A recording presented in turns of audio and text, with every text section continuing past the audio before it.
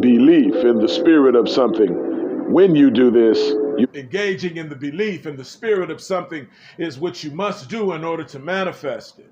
I am reacting to one of my lectures, breaking it down to the very last compound, giving y'all some news you can use. Now let's listen, digest this information, raw and uncut. collapse it. You allow it to fall right on your lap and it becomes real. When you collapse something, you observe it. You observe it. And when you observe something and attach your feelings to it, you've opened up to it. You've collapsed it. You've knocked it down from being a mere thought down into the physical, showing up in your reality. Be careful of the things you collapse, the things that you let touch your little heart when people throw you off, when you're faced with some adversity.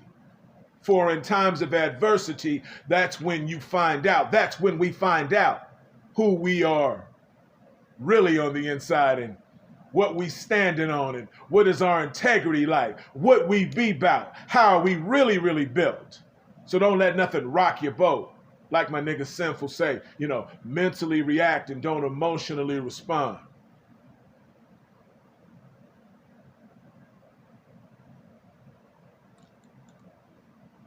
To you. And this is what you must do when engaging with your own power.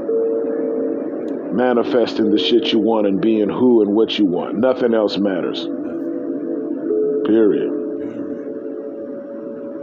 There is an invisible field of frequency and energy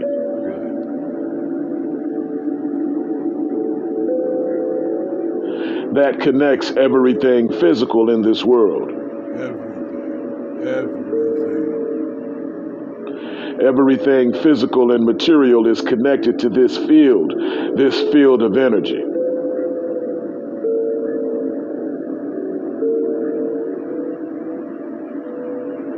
When you take all of your attention off of your body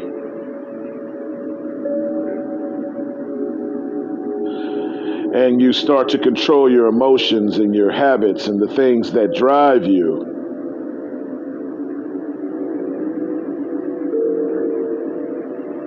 you begin to elevate on a higher spiritual plane of existence. Elevating on a higher level of spiritual existence, a higher plane. This is what you must concern yourself with as a foundational aspect of your spiritual growth and development.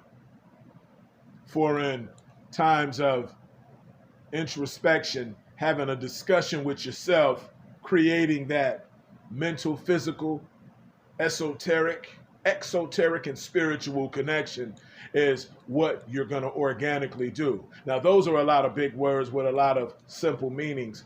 And the simple meaning behind it is keeping your head in the game, having an exact agenda on how you want to look, who you want to be, what you want to do, what you want to leave a legacy behind on, the projections and estimations and calculations for your children and other people that you care about. You got to run your tribe. You got to protect your shit. You've got to commit acts of God. If you have people that you love and you want to, you feel responsible for them, then take responsibility of yourself and they'll be able to bask in the ambience of that as a byproduct.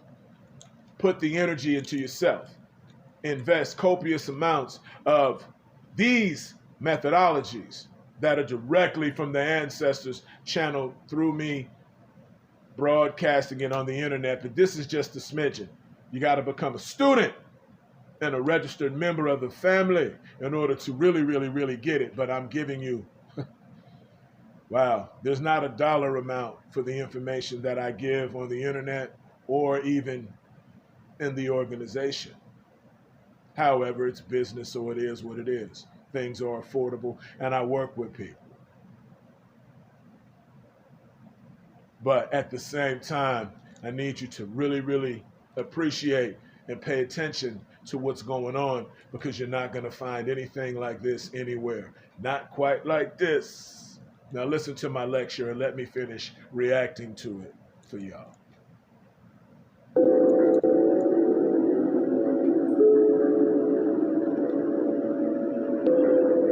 It is all about getting beyond yourself, taking your mind off of your lower self, your basic human self, and putting your mind on higher realms of thought, and strictly living in the vernacular of who and what you're endeavoring to achieve, experience, and or become, and forgetting about every fucking thing else. When you do this, your DNA starts to alter itself to be in the spirit of your thoughts, words, actions, and emotions. The new version of you, the new blueprint of you. Welcome. This is high sorcery, high magic, witchcraft. The things that we have all been taught to fear is the things that we should get near. All of the things that you have been taught. You know, oh no, leave witchcraft alone. Oh no, don't fuck with them spiritual folks. You need Jesus. Yeah. All of that is misinformation. It is time for you to think for yourself. Now, the darkness, obviously, now think about it. We all know the system is against us. And the system is the ones that tell us to not work with dark energy, to embrace darkness, to not be free thinkers, to not, live off the grid of the bullshit of society. They tell us not to do these things. Obviously, we should be doing these things because why would an enemy give you proper information? So you must do the exact opposite of what the stat quo, the exact opposite of what the powers that be are talking about. Live life, think for yourself, be who you are. And the only vehicle to really get there is through spirituality, the dark and the light of spirituality and self-mastery and self-love.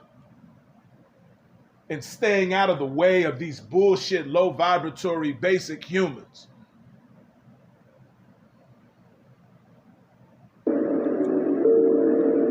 Have balance.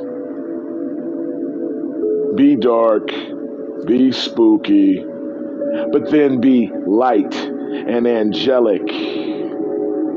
Be so open that you can relax in the darkest of the occult and spirituality circles, but then be so diverse to where you could sit in a church around Christians and knowing that you know the things that they don't know, but you can show mercy upon the people that don't know what you know and still find validity in fellowshipping with different people.